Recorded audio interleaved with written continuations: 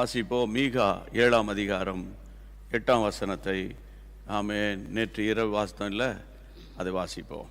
என் சத்துருவே, என் சத்துருவே, எனக்கு விரோதமாய் சந்தோஷப்படாதே, எனக்கு விரோதமாய் சந்தோஷப்படாத. நான் விழுந்தாலும் எழுந்திருப்பேன், நான் விழுந்தாலும் எழுந்திருப்பேன். நான் இருளிலே உட்கார்ந்தால், நான் இருளிலே உட்கார்ந்தால் கர்த்தர் எனக்கு வெளிச்சமாயிருப்பார்.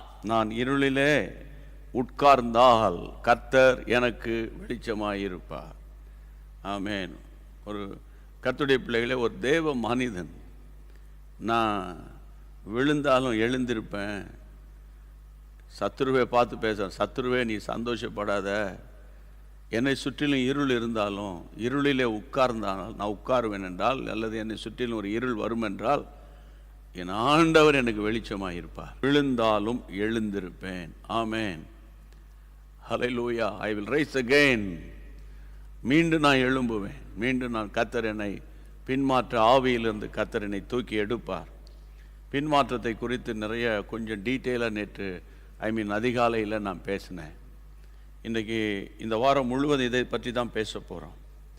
இப்போ அதில் ரொம்ப முக்கியமாக கவனிக்கணும். சிலர் தாங்கள் பின்வாங்கி போயிட்டோன்னு அவங்களுக்கு அந்த அறியாமலேயே அவங்க பின்வாங்கியிருப்பாங்க. ஆனால் அவங்க நினைப்பாங்க, நான் ஒரு குட் கிறிஸ்டியன், நான் கர்த்தருக்குள்ளே இருக்கிறேன், கர்த்தர் என் கூட இருக்கிறார் அப்படின்னு அவங்க நினைப்பாங்க. அது எப்படி நினைக்க முடியும்? எப்படி நினைப்பாங்கன்னா, 3 வேளை சாப்பாடு கிடைக்குது, அவங்க கொஞ்சம் படிச்சிருப்பாங்க, அதுக்குரிய வேலை இருக்கும், சம்பாத்தியம் வரும்.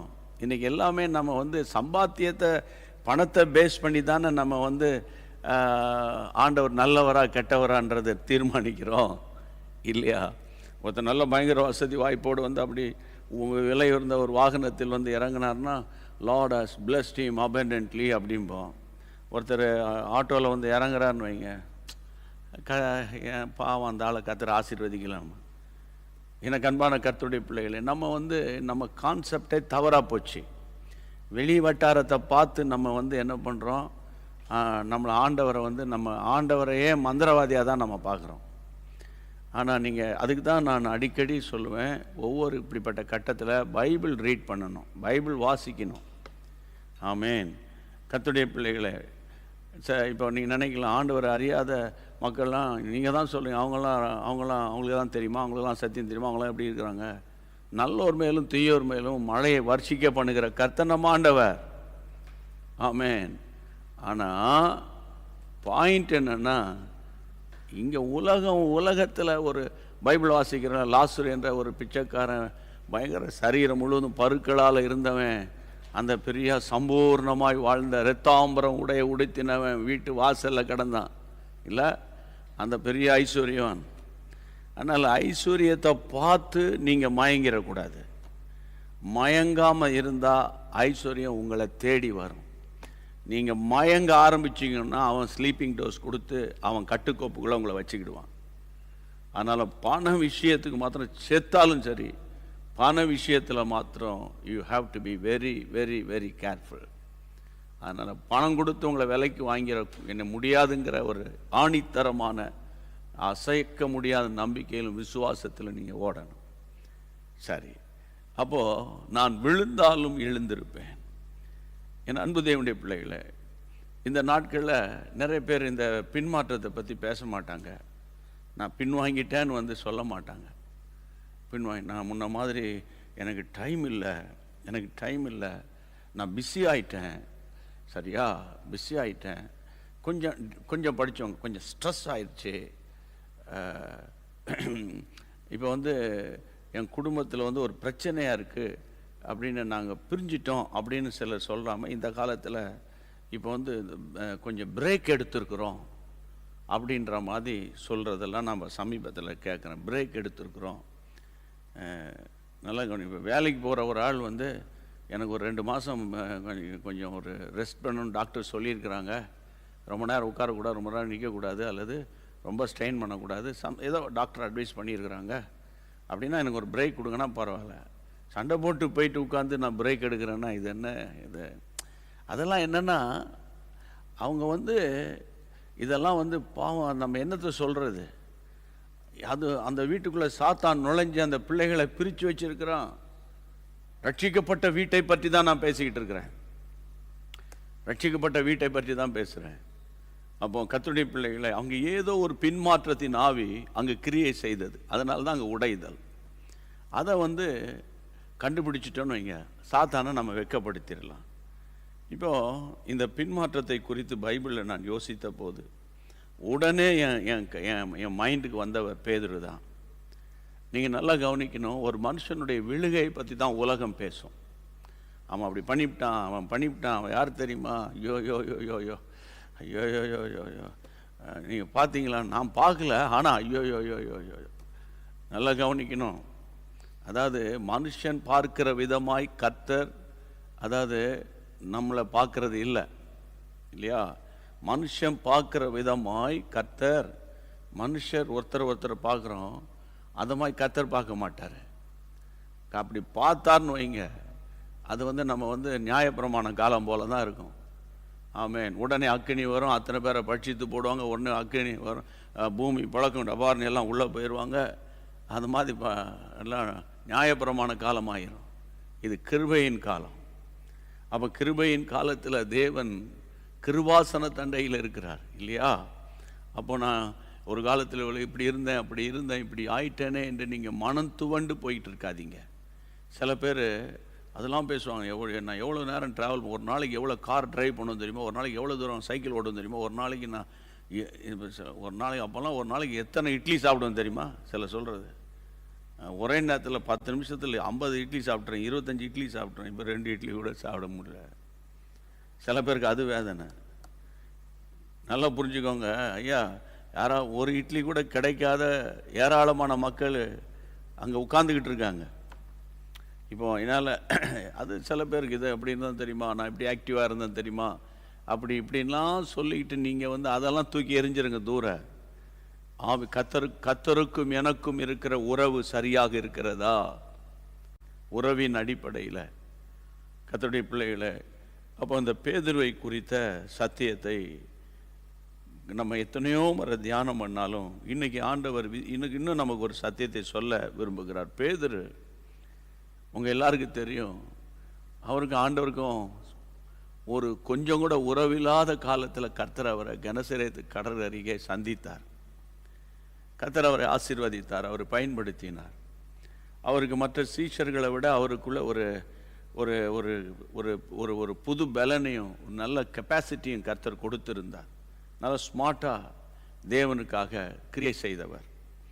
ஆனால் வேதம் சொல்லுகிறது, லூக்கா 22ஆம் அதிகாரத்தில் 40 கர்த்தருடைய பிள்ளைகளை 22ஆம் அதிகாரத்தில் 49ஆம் வசனம் 49, அவரை சூழ நின்றவர்கள் நடக்க போகிறதை கண்டு ஆண்டவரே பட்டயத்தினாலே வெட்டுவோமா என்றார்கள். அந்தபடியே அவர்களில் ஒருவன் பிரதான ஆசாரியனுடைய வேலைக்காரனை வலது காதர வெட்டினான். ஆமென். இப்போ இந்த சம்பவத்தை நான் உங்களுக்கு டீட்டெயிலாக பேச வேண்டிய அவசியம் கிடையாது. நான் விசுவாசிக்கிறேன் 100% கிறிஸ்தவர்களுக்கு இயேசு கிறிஸ்துவை காட்டி கொடுத்த யூதாசை பற்றி தெரியும், கர்த்தருடைய பிள்ளைகளை. ஆனால் ஆண்டவரை அவன் காட்டி கொடுத்துட்டான்.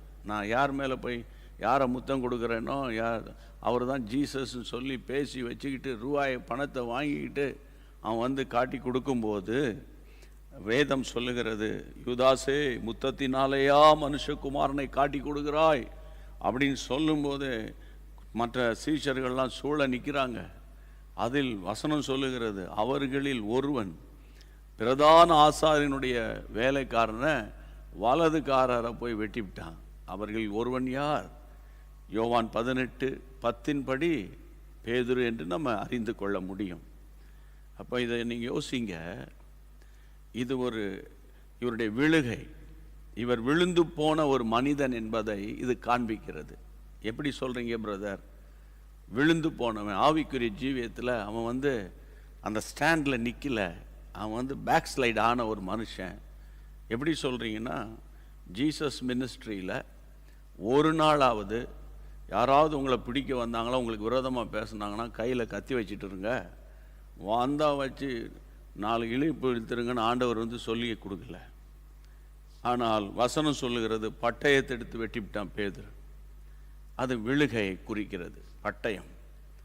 என் அன்பு தேவனுடைய பிள்ளைகளை, நீதிமொழிகளின் புத்தகத்தில் 12ஆம் அதிகாரம், நீதிமொழிகள் 12:18, Proverbs chapter 12 verse 18 என்ன வாசிக்கிறோம்? பட்டய குத்துக்கள் போல் பேசுகிறவர்களும் உண்டு, ஞானம் உள்ளவர்களுடைய நாவோ ஔஷதம். பட்டய குத்துக்கள் போல். கர்த்தருடைய பிள்ளைகளை, பட்டயம்னா கத்தி, ஸ்வாட். இப்போ இந்த இடத்துல நீதிமொழிகளில் வாசிக்கிறோம், ஞானமுள்ள நாவு அது ஔஷதம்னா மெடிசன். கர்த்தருக்கு ஸ்தோத்திரம். அது ஒரு ஆரோக்கியத்துக்கு அடையாளமாக இருக்குது. பட்டய குத்துக்கள் போல் என்கிற அது என்னன்னா வார்த்தை. பட்டய குத்துக்கள் போல் பேசுகிற. சிலர் பேசுனாங்கன்னா பார்த்தீங்கன்னா சில விஷயத்தெல்லாம் மைண்டில் அப்படியே வைத்து கொண்டு அப்படி அதை சொல்லுவாங்க. அது சொல்ல வேண்டிய நேரத்தில் நல்ல குடுகுடுன்னு கொடுத்துட்டேன் பாருங்க. அவங்க சொல்லும்போதே பயங்கரமாக இந்தியா பாகிஸ்தான் வாரில் நான்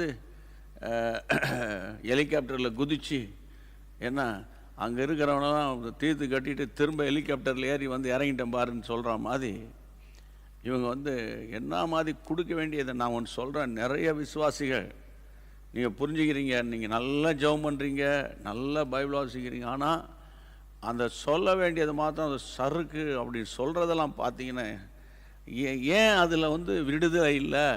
ஏன் விடுதலை இல்லை? இதை பற்றி போதிக்கிறதும் இல்லை, அது வேறு விஷயம். அப்போ நான் என்ன சொல்கிறேன்னு கேட்டால், நான் கொடுக்குறத கொடுத்துட்டேன் பாரு, அது பார்த்துக்கிட்டே இருந்தேன். இதை நேராக பிரதர் இப்படி நீங்கள் சொன்னீங்களா, அது எனக்கு ஹார்ட்டாக இருந்தது, நான் அப்படி செய்யலை, அப்படி சொன்னேன், அது வேற. ஆனால் இவங்க பேசிக்கிட்டே மறைமுகமாக அது அவங்க சொல்கிறது நல்லா புரியும். யாருக்கு புரியும்னா அந்த ஆட்களுக்கே புரியும். அதான் பட்டய குத்துக்கள். ரொம்ப ஜாக்கிரதையாக நான் நேற்று யோசித்து பார்த்தேன். நம்ம எல்லாம் ஆவியில் நிரம்பி ஜெபம் பண்ணுறோம், அந்நிய பாஷை பேசுகிறோம், என்ன தரிசனம் சொல்கிறோம். அப்புறம் கடைசி காலத்தில் அப்படி வரும், அந்த வருவார், இந்த தூதன் வருவார், இவங்க போவாங்க, எல்லோரும் நிறையா பேசுகிறோம் நம்ம. ஓகே, அதெல்லாம் இருக்கட்டும். இப்போ என் முகத்தை பார்க்குறீங்கள, ஓரளவுக்காவது கொஞ்சம் பிரைட்டாக இருக்கா இல்லையா? என் முகம் பிரைட்டாக இருக்கா? நான் என் சொல்லி முடிக்கிறதுக்குள்ளே வேறு மாதிரி பேசிடாத. இங்கெல்லாம் ஐ வாட்ஸ், அதாவது பல்பு இருக்குது, சரியா? இந்த கேமராவுக்கு என்ன பல்பை போடணும், அப்போ தான் ஜனங்களுக்கு உங்களுடைய உருவம் கிளியராக தெரியுன்றது மீடியா அவங்க உடைய அறிவுறுத்தல் படி இந்த லைட்டெல்லாம் மாட்டியிருக்காங்க. ஓகே, இந்த லைட் என்ன செய்யுது? பிரகாசிக்குது. அதனால கருப்பாக இருக்கிற என் முகம் கொஞ்சம் ஓரளவுக்கு உங்களுக்கு கொஞ்சம் டீட்டெயிலாக தெரியுது. அதுக்கு தான் சொல்கிறேன். இந்த லைட் ஏன் பிரகாசிக்குது? அதில் மின்சாரம் பாய்ந்து கொண்டே இருக்கிறது. அங்கே போய் பார்த்தா மீட்டர் போர்டில் அப்படியே சுழண்டுக்கிட்டே இருக்கும் இல்லை? அப்போது நம்ம அந்நிய பாஷை பேசுகிறது, சர்ச் பாலிட்டிக்ஸில் இருக்கிறது, எல்லாம் தாய்மார் கூட்டத்தில் இருக்குது, யூத் மீட்டிங்கில் இருக்குது, மென்ஸ் ஃபெலோஷிப்பில் இருக்குது, உமன்ஸ் ஃபெலோஷிப்பில் இருக்கிறது, சரியா? எல்லா ஃபெலோஷிப்பும் சரிதான், ஓகே. கிராம ஊழியத்துக்கு போகிறது எல்லாம் ஓகே, குட், எல்லாம் நல்லா தான் இருக்குது. ஆனால் ஷைன் பண்ணுறோமா? அப்படின்னா என்ன ஷைன் பண்ணுறதுனா என்னது? உங்களை மாதிரி லைட்டை போட்டு முன்னால் நிற்க சொல்கிறீங்களா? அப்படி கூட நம்ம ஆட்கள் இமெயில் அனுப்புவாங்க. நான் ஒன்று சொல்கிறேன் கேளுங்க. அதாவது கர்த்தரால் நம்ம பிரகாசிக்கப்படணும். அவர்கள் அவரை நோக்கி பார்த்து பிரகாசமடைந்தார்கள். அவர்கள் முகம் வெட்கப்பட்டு போகவில்லை. புரிஞ்சுதா வசனம்? அவர்கள் அவரை நோக்கி பார்த்து பிரகாசமானார்கள். அப்போ நான் ஒவ்வொரு நாளும் அந்த பாருங்கள், சூரியனுடைய பிரகாசத்தை சந்திரன் வாங்கி தான் நைட்டில் வெளிச்சம் கொடுக்குதுன்னு சொல்கிறது மாதிரி இயேசு ராஜாவை பார்த்து பார்த்து பார்த்து அவருடைய வசனத்தை வாசித்து ஒப்பு கொடுத்து ஜெபம் பண்ணால் இந்த பட்டய குத்துக்கள் வார்த்தை அந்த பட்டயம் மழுங்கிரும். அந்த பட்டயம் என்ன செய்யும்? மழுங்கிரும். அந்த மாதிரி குத்தி பேசுகிற பிஸ்னஸே இருக்காது. அந்த ரெண்டு அர்த்தத்தில் பேசுகிறது, நேரம் பார்த்து. சிலர்லாம் பார்த்தீங்கன்னா, இப்போ என்னையை பொறுத்தளவுக்கு சொல்கிறீங்க, ஒரு காரியம் என்ன உடனே அவங்க பார்த்து அவங்க பேசி முடிச்சுன்ற மாதிரி வந்துடும் எனக்கு. அப்படி டீட்டெயிலாக சொல்லிடணுன்ற மாதிரி வந்துடும். ஆனால் பார்க்குறேன் சிலர் மாத கணக்காக உள்ளத்தில் வச்சுக்கிட்டு ஒரு நாள் வந்து அவங்க பேசுகிறாங்க பாருங்கள். இதெல்லாம் எனக்கு ஒன்றும் புரிஞ்சிக்கவே முடியல. இது எப்படிரா இவங்களெல்லாம் ஏசப்பா வச்சுக்கிட்டு எப்படி தான் ஹேண்டில் பண்ணுறாரோ, இவங்களெல்லாம் ஏசப்பா வச்சுக்கிட்டு எப்படி தான் மெயின்டைன் பண்ணுறாரோ. இதில் வேறு நான் வந்து ஜூம் மீட்டிங்கில் உட்காந்துக்கிறேன், நான் வந்து அந்த மீட்டிங்கில் லீட் பண்ணுறேன், நான் வந்து இதெல்லாம் நான் ஏன் சொல்கிறேன்னு கேட்டால், பேக் ஸ்லைடிங்கை பற்றி பேசிக்கிட்டு இருக்கிறேன். ஆவிக்குரிய பின்மாற்றங்கள். இப்போ ஒருத்தர் வந்து உங்கள் கணவர் வந்து குடிப்பழக்கத்துக்கு போய் அடிமை ஆகிட்டார்னா, ஐயோ அவர் பின் வாங்கிட்டார், நல்லா தான் இருந்தார் பின் வாங்கிட்டார்னு.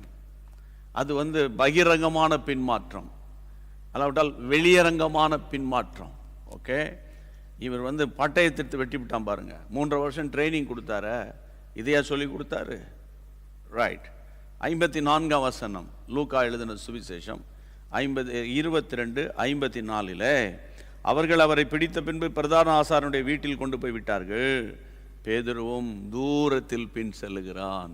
விழுகையினுடைய செகண்ட் ஸ்டெப், விழுகையினுடைய செகண்ட் ஸ்டெப்.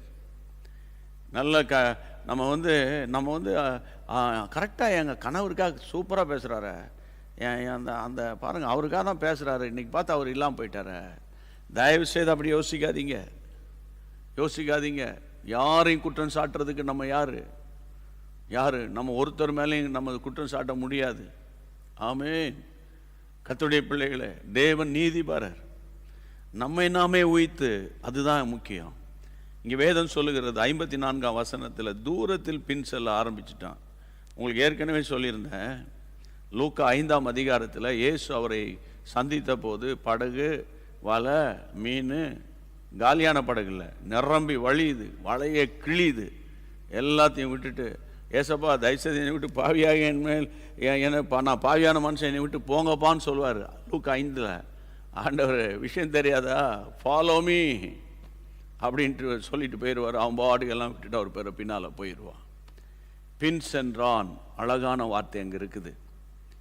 ஆனால் அதே தேவ மனுஷன் விழுந்த உடனே அவன், நான் ஏசப்பா விட இல்லையே, எல்லா சீசனும் விட்டு ஓட்டானுங்க பாருங்க, நான் இந்த ஏரியாவிலே இருக்கிறேன் பாருங்க, நான் அப்படியே அப்சர்வ் பண்ணிக்கிட்டே இருக்கேன் நடக்கிறதெல்லாம் அப்படின்னு. அங்கே பாருங்கள் அந்த வார்த்தை, தூரத்தில் பின் செல்லுகிறான். சிலர் பார்த்தீங்கன்னா ரொம்ப அந்யோன்யமாக இருப்பாங்க. அவங்களுக்குள்ள இன்டர்னல் பாலிட்டிக்ஸ் அல்லது சில பிரச்சனைகள் வந்தோடனே அவங்க பேசுவாங்க, எல்லாம் பண்ணுவாங்க. ஆனால் சொல்லுவாங்க, முன்ன மாதிரி வச்சுக்கிறது இல்லை, ஏதாவது கேட்டால் பதில் சொல்லுவேன், ஏதாவது ஃபோன் பண்ணால் பேசுவேன், மற்றபடி நான் வந்து ரொம்ப நெருங்கி போகிறது கிடையாது. நீங்கள் நல்லா கவனிக்கணும். அது ஒரு வகைக்கு மற்றவங்க விஷயத்தில் அனாவசியமாக தலை போடக்கூடாது, அது நல்லது. அவங்களாகவே வந்து உங்ககிட்ட கவுன்சிலிங் கேட்டால் நம்ம பேசலாம். ஆனால் வீட்டுக்குள்ளே இருக்கிறவங்கள கூட நான் டிஸ்டன்ஸ் கீப்பப் பண்ணுறேன், தேவையில்லாமல் கான்வர்சேஷன் கிடையாது. நான் ஒரு வந்து பேயிங் கெஸ்ட் அப்படின்னு சொல்லுவாங்க. பேயிங் கெஸ்ட்டுன்னு என்ன அர்த்தம்னா, அவங்க வீட்டில் சாப்பாடுக்கு காசு கொடுத்துருவாங்க, வாடகை கொடுத்துருவாங்க. அவங்க வந்து அவங்க சாப்பாடு இப்போ செஞ்சு வைப்பாங்க, சாப்பிட்டு போவாங்க, அந்த பணத்தை அவங்க போய் பேயிங் கெஸ்ட்டு. சில புருஷன்லாம் அப்படி தான் இருக்கான், சில வீட்டில் பேயிங் கெஸ்ட் மாதிரி இருக்கிறான். காலையில் போனான்னா நைட்டு வருவான் போல், அப்படி வருவாங்க. நான் ஒன்று சொல்கிறேன், இந்த பயங்கரமான பின்மாற்றத்தின் ஆவி உங்களுக்குள்ளே இருக்குது. கர்த்தர் கொடுத்த குடும்ப வாழ்க்கையில் ஒருவருக்கொருவர் ஏதாவது மனக்கசப்பு இல்லாமல் இருக்காது. நம்ம என்ன தேவ தூதர்களா? இல்லை, நீங்கள் என்ன தேவ தூதர்களா? 5:30க்கு வந்துட்டு 8 o'clock வீட்டில் கொடுக்குற சாப்பிட்டு பரலவம் போயிட்டு நாளைக்கு 5:30க்கு வரவங்களா? இல்லையே. அப்போது அந்த வந்து உடனுக்குடன் ஒப்புரவாயிரணும். பின்னால் உட்காந்துட்டு ஒருத்தருக்கு ஒருத்தர் பின்னால் பேசிகிட்டு இருக்கக்கூடாது. ஆமென். ஆண்டவருக்கு மகிமை உண்டாகட்டும். கர்த்தருடைய நாமத்துக்கு பிரச்சனை இல்லாத ஆள் கிடையாதுயா, போராட்டம் இல்லாத ஆளே கிடையாது. நான் சேலஞ்ச் பண்ணி சொல்கிறேன். ஊழியர்களுக்கும் போராட்டம் உண்டு, விசுவாசிகளுக்கும் போராட்டம் உண்டு, எல்லாருக்குமே போராட்டம். படித்தவங்களுக்கு ரொம்ப ரொம்ப உண்டு, படிக்காதவங்களுக்கு உண்டு, எல்லாருக்கும் உண்டு. இவன் பாருங்கள், தூரத்தில் பின் சொல்கிறான். மற்றவங்களாம் ஒன்ஸ் ஃபார் ஆல், அவ்வளோதான், அவர் கதை முடிஞ்சது, நம்ம வேறு நம்ம வழியை பார்த்துட்டு போயிடுவோம்னு ஓடி போனாங்க. ஆனால் இவனுக்கு போகவும் முடியல, போகாமல் இருக்கவும் முடியல. இப்படி சொல்லட்டா, சர்ச்சுக்கு போகவும் முடியல, போகாமல் இருக்கவும் முடியல, போகவும் முடியல. ஏன் பாஸ்டர் வரலன்னு கேட்பாரு. போனாலும் என்னத்தை போனோம், இப்படி நிறைய பேர் அப்படி தான், பைபிள் வாசிக்க முடியல, வாசிக்காமல் இருக்க முடியல. அப்படியே இன்றைக்கி வாசிக்கலேன்னு ஒரு மனசுக்கு ஒரு சென்டிமெண்டெல்லாம் இன்றைக்கி வாசிக்காமல், இன்றைக்கி பைபிள் வாசிக்காதனால தான் நான் கால் இடறி போச்சு சிலர் சொல்லுவாங்க. கால் தட்டி கீழே விழுந்துப்பாங்க, இன்றைக்கி பைபிள் வாசிக்காதனால தான். எதுக்கெடுத்தாலும் அதாதனால இது ஒரு ஆவி நம்ம ஊரில். கர்த்தருடைய நாமத்தினால சொல்கிறேன், என் ஆத்துமாவுக்கும் என்னுடைய ஆவிக்கும் என் எதிர்காலத்துக்கும் என் பாதுகாப்புக்கும் வேத வசனம் ஒரு ஆயுதம். ஆமேன். அப்போ கர்த்தருடைய பிள்ளைகளை இங்கே பாருங்கள், இவர் தூரத்தில் பின் செல்ல ஆரம்பிச்சிட்டார். அப்போ ஜீசஸ்க்கும் பீட்டருக்கும் ஒரு பெரிய கேப் இருக்குது. கர்த்தருடைய பிள்ளைகளை, அதாவது எமில் அண்ணன் எழுதுவாங்க பாட்டில், உமக்கும் எனக்கும் ஆண்டவரே பிரிவினை வேண்டாமாப்பா அப்படின்னு. அதனால் கர்த்தரோடு கூட நம்ம இசைந்து நடக்கணும். என் அன்பு தேவனுடைய பிள்ளைகளே, லூக்கா 22ஆம் அதிகாரம், இதே அதிகாரத்தில் 33ஆம் வசனத்தை verse 33 நான் வாசிக்கிறேன். அதற்கு அவன், ஆண்டவரே காவலிலும் சாவிலும் உம்மை பின்பற்றி வர ஆயத்தமாயிருக்கிறேன்.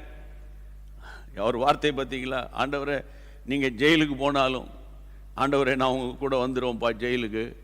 ஆண்டவரே அந்த சாவா மரணமா நான் கூட வந்துடுவேன் ஆண்டவரே அப்படின்னு பேசினவர் தான் இவர். ஆனால் இப்போ பார்த்தீங்கன்னா தூரத்துலேருந்து மானிட்டர் பண்ணிக்கிட்டே இருக்கார் என்ன நடக்குது அப்படின்னு. ஆமாம், ஒரு காலத்தில் சர்ச்சில் முதல் வரிசை உட்கார்ந்தவன்லாம் இன்றைக்கி கடைசி வரிசையில் உட்கார்றது கூட யோசிச்சுக்கிட்டு ஆலயம் வெளியே மரத்து மூட்டில் நின்று கதை அடிச்சுட்டு போகிற கிறிஸ்தவங்களுக்கு தான் நான் பேசிக்கிட்டு இருக்கேன். அன்பான தேவனுடைய பிள்ளைகளே, இந்த நாட்கள் கொடிய காலம். ஆமென். பேதுருடைய 3வது விழுகை. கர்த்தருடைய பிள்ளைகளை நீங்கள் வாசித்து பாருங்க, வேதம் சொல்லுகிறது என்னன்னு கேட்டால், அடுத்த வசனம் 55, அவர்கள் முற்றத்தின் நடுவில், அதாவது லூக் சாப்டர் 22 verse 55, அவர்கள் முற்றத்தின் நடுவில் நெருப்பை மூட்டி அதை சுற்றி உட்கார்ந்திருந்த போது பேதுருவும் அவர்கள் நடுவில் உட்கார்கிறான். பேதுருவும்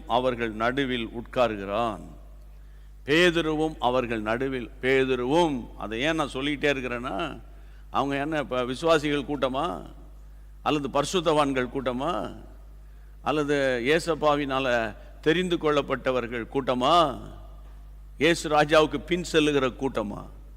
அது என்ன கூட்டம்? அதாவது பிரதான ஆசாரியன், வேத பாரகன், அவரை கொல்லணும், கொலை செய்யணும்னு சொல்லி ஆமைன்னு ஒரு பெரிய கூட்டம் அங்கே இருக்குது. அந்த கூட்டத்தில் போய் பேதுருவும் அவர்களுக்கு பின்னால் நின்றார், அப்படி இல்லை. அவங்களுக்கு பின்னால் உட்கார்ந்தார், அப்படி இல்லை. அவர்கள் நடுவில் போய் உட்கார்றான அப்படின்னா என்ன அர்த்தம்? மனசாட்சி வித்துவிட்டான்னு அர்த்தம். மனசாட்சியில் சூடுண்ட பொய்யர் அப்படின்னு பைபிள் சொல்லுது. மனசாட்சி. ஐயா, கோர்ட்டில் நிறைய பேர் சாட்சி சொல்லுவாங்க, அதுக்கு பேர் சாட்சிகள். இருக்கிறதுலே நம்பர் 1 மனசாட்சி. இருக்கிறதுலே நம்பர் 1 மனசாட்சி. என் மனசாட்சி என்னை தீர்க்கணும். நீ குற்றவாளியாலே என் மனசாட்சி சொல்லும் இல்லை, அதை மனதின் சாட்சி, மனசாட்சி.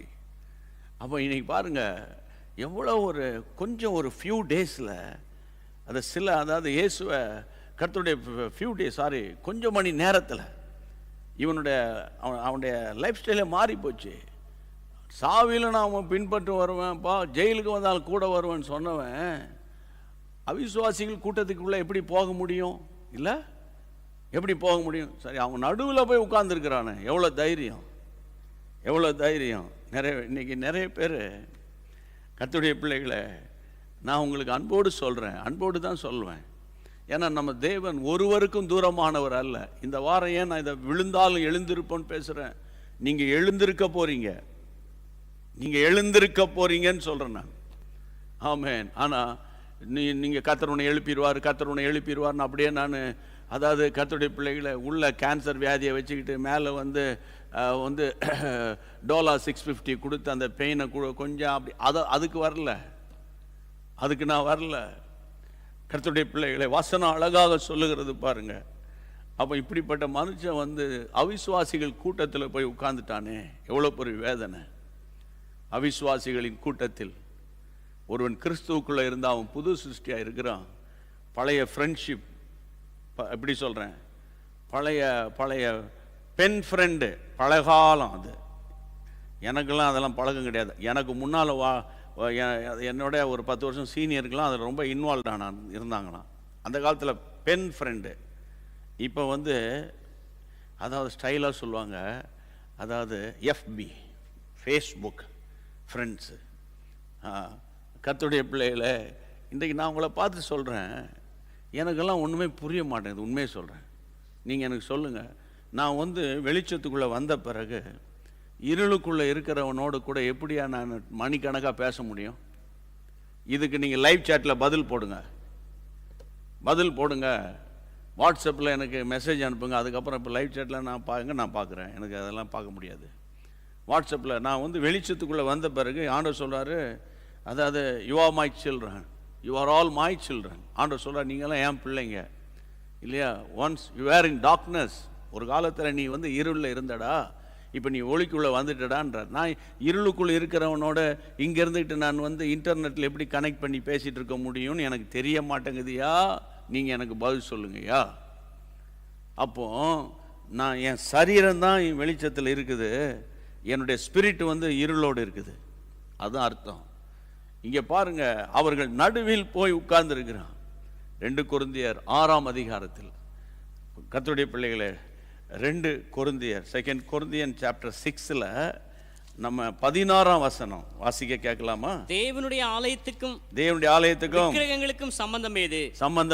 நான் அவர்களுக்குள்ளே வாசம் பண்ணி அவர்களுக்குள்ளே உலாவி அவர்கள் தேவனாய் இருப்பேன், அவர்கள் என் ஜனங்களாய் இருப்பார்கள் என்று தேவன் சொன்னபடி நீங்கள் ஜீவனுள்ள தேவனுடைய ஆலயமாய் இருக்கிறீர்களே. ஆனபடியால் நீங்கள் அவர்கள் நடுவில் இருந்து புறப்பட்டு பிரிந்து போய் அசுத்தமானதை தொடாதிருங்கள். நீங்கள் அவர்கள் நடுவில் இருந்து பிரிந்து போங்க. என்னை கவனிக்கணும்.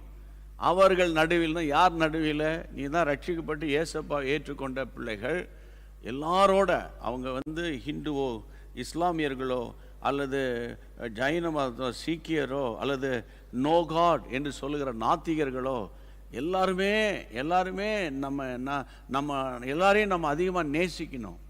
அவங்க நமக்கு நண்பர்களாக ஒருவேளை இருக்கலாம். பார்த்தா ஹலோ எப்படி இருக்கீங்க, உங்களுக்கு எதாவது ஹெல்ப் தேவையா, நான் ஹெல்ப் பண்ணுறேன் அப்படின்னு நீங்கள் எதை குறித்து கவலைப்படாதீங்க. அவங்க கஷ்டத்தில் நஷ்டத்தில் அவங்களுக்கு உதவி செய்யணும். அது வேற. லவ் வேற, ஃபெலோஷிப் வேற.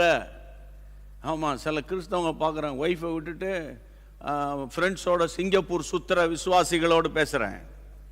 சிங்கப்பூர், அந்த காலத்தில் சிங்கப்பூர் மலேசியானா போயிட்டு ஃப்ரெண்ட்ஸோடு போய் சுற்றிக்கிட்டு வர்றது. அவன் தண்ணி அடிப்பான், எல்லாம் பண்ணுவான், அவனுங்களோட கிடக்கிறது. இவனுக்கு வந்து அப்போ வந்து இல்லை அதெல்லாம் இல்லைன்றது. எதெல்லாம் இல்லை. கர்த்தருடைய பிள்ளைகளே, இந்த நாட்கள் ஒரு கொடிய காலம். என்னைத்தானே நான் திருப்திப்படுத்தி நான் பேசுகிறது தான் சரி, சுயநீதி உள்ள ஒரு காலம் இது. அதனால் இந்த நாட்களில் கர்த்தருடைய நாமத்தினால் அன்போடு சொல்கிறேன். வசனம் சொல்லுகிறது, நீங்கள் அவர்கள் நடுவிலிருந்து புறப்பட்டு பிரிஞ்சு போங்க, அதை தொடாதிருங்க. 18ஆம் வசனம் பாருங்க. அப்பொழுது நான் உங்களை ஏற்றுக்கொள்வேன். நம்ம என்ன நினைச்சோம்? அன்றைய அவருடைய தீர்மானத்தின்படி அவர் ஏற்றுக்கொண்டவர்கள் எத்தனை பேரோ அத்தனை பேரும் அவருடைய பிள்ளைகளாகும்படி அதிகாரம் கொடுத்தார். That's why we are all our children of God அப்படின்னு சொல்லுவோம் நம்ம. ஓகே, அது கரெக்ட் தான். இங்கே என்ன சொல்லப்படுது? அப்பொழுது நான் உங்களை ஏற்றுக்கொள்வேன். நான் அப்போ உன்னை அக்செப்ட் பண்ணுவேன், உனக்கு அங்கீகாரம் கொடுப்பேன், உனக்கு ப்ரொமோஷன் கொடுப்பேன், உனக்கு பொசிஷன் கொடுப்பேன். சரியா? லேண்ட்ஸை பொசஸ் பண்ணுறதுக்கு உனக்கு அந்த ஸ்பிரிட் ஆஃப் எக்ஸலன்ஸியை கொடுப்பேன். வேறு என்னத்த சொல்கிறது நான்? இல்லைன்னா ஆளோட ஆளா இப்போ 100 பிள்ளைகள் இருந்தால் 101 பிள்ளைகளாக கிடக்கும். அப்படி கிடக்கும். அதனால தான் பார்த்தீங்கன்னா ஸ்கூலில் 45 பிள்ளைங்க படிக்கிறானுங்கன்னா அதில் ஒரு 4-5 பிள்ளைங்க வந்து first rank, second rank, third ரேங்க்லேயே சுற்றிக்கிட்டு இருக்கோம். அந்த 4-5 பிள்ளைங்க தான். ஆமாம், மற்றவங்களாம் இப்போ பிள்ளைகள் இல்லையா? எல்லாம் நம்ம ஸ்டூடெண்ட்ஸ் தான். எல்லாம் சர்ச் மெம்பர்ஸ் தான். எல்லாம் நம்ம பிள்ளைங்க தான் இல்லையா? அதே மாதிரி ஆண்டவர் சொல்றார், அப்பொழுது நான் உங்களை ஏற்றுக்கொள்வேன். ஏற்றுக்கொள்றது வேற. ஆமென். கர்த்தருடைய பிள்ளைகளை ஆண்டவர் சொல்றார், எப்படி ஏற்றுக்கொள்வேன்? வேதம் சொல்லுங்க, நீங்க எனக்கு குமாரத்திகளா இருப்பீர்கள், நான் உங்களுக்கு பிதாவாக இருப்பேன், நான் ஒரு அப்பாவா உனக்கு இருப்பேன். அப்பாவா இருக்கணும். கஷ்ட காலத்தில் மாத்திரம் ஏசப்பா ஏசப்பா ஏசப்பா ஏசப்பா மற்ற காலத்தில் போப்பா போப்பா போப்பா போப்பா போப்பா. இன்றைக்கு நான் பாரத்தோடு பேசுகிறேன். விழுகை நான் பேசுறதெல்லாம் ஸ்பிரிச்சுவலா நம்ம அறியாமலேயே பின்வாங்கி போயிருக்கிறோம். வேகமாக முடிச்சு நம்ம ஜெபம் பண்ணிடுவோம் இன்னைக்கு, சரியா? அப்போஸ்தலனாகிய பவுல் சொல்லுவார், அப்போஸ்தலர் 2ஆம் அதிகாரத்தில் ஆக்ட் சாப்டர் 2ல டக்குன்னு வாசிங்க, 40ஆம் வசனம். இன்னும் அநேக வார்த்தைகளாலும் சாட்சி கூறி, இன்னும் அநேக வார்த்தைகளினாலே சாட்சி கூறி, மாறுபாடுள்ள இந்த சந்ததியை விட்டு விலகி, மாறுபாடுள்ள இந்த சந்ததியை விட்டு விலகி உங்களை ரட்சித்துக் கொள்ளுங்கள் என்றும் புத்தி சொன்னார். மாறுபாடு உள்ள இந்த சந்ததி, மாறுபாடான சந்ததி. கர்த்தருடைய பிள்ளைகளை, கர்த்தருடைய பிள்ளை, குருக்கட் பீப்புள், குருக்கட் ஜெனரேஷன் அப்படின்னு ஒரு டிரான்ஸ்லேஷன்ல எழுதுறாங்க. மாறுபாடு உள்ள சந்ததி, குருக்கட் அப்படின்னா புரியுதில்ல உங்களுக்கு?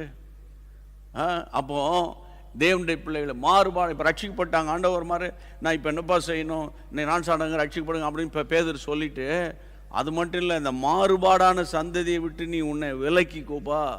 இந்த குரூப்போட நீ வந்து ஃபெலோஷிப் வைக்காத, ஃபெலோஷிப்பு வைக்காத. இப்போ இந்த காலத்துக்கு ஏற்ற மாதிரி சொல்லிட்டா, அந்த நம்பர்லாம் பிளாக் பண்ணிடு, டெலீட் பண்ணிடு, பேசாமல் வாட்ஸ்அப்பில் அந்த குரூப்லேருந்து நீ வெளியே வந்துரு, குரூப்லேருந்து வெளியே வந்துரு, சைலண்ட் லிசனராக இருக்காத. புரியுதா உங்களுக்கு? அப்போ கர்த்தருடைய நாமத்தினால சொல்கிறேன்.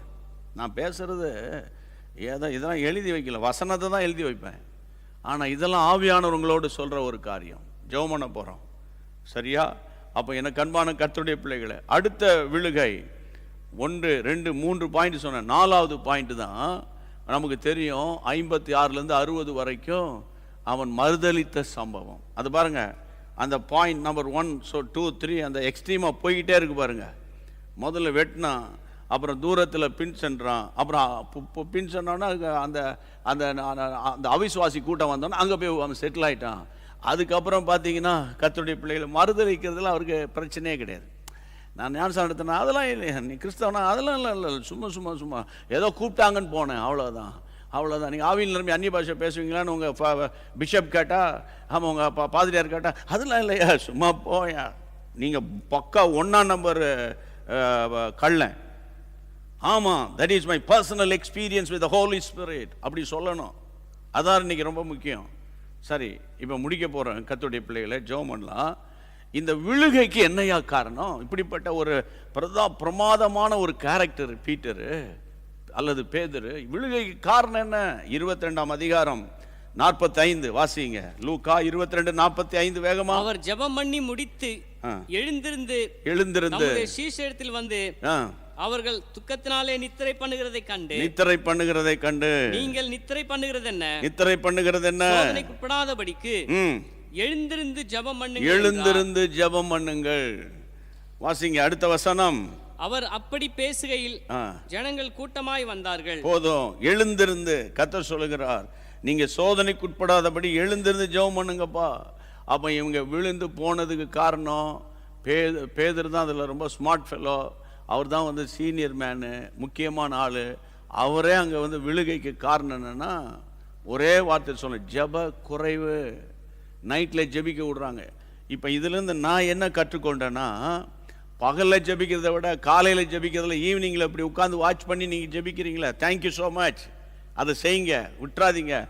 ஆனால் சோதனைக்கு தப்பணும்னா, கடைசி கால உபத்திரவத்துக்கு தப்பணும்னா, இரவிலே உங்கள் கைகள் தளராமல் இருக்கணும்னு பைபிள் சொல்லுது.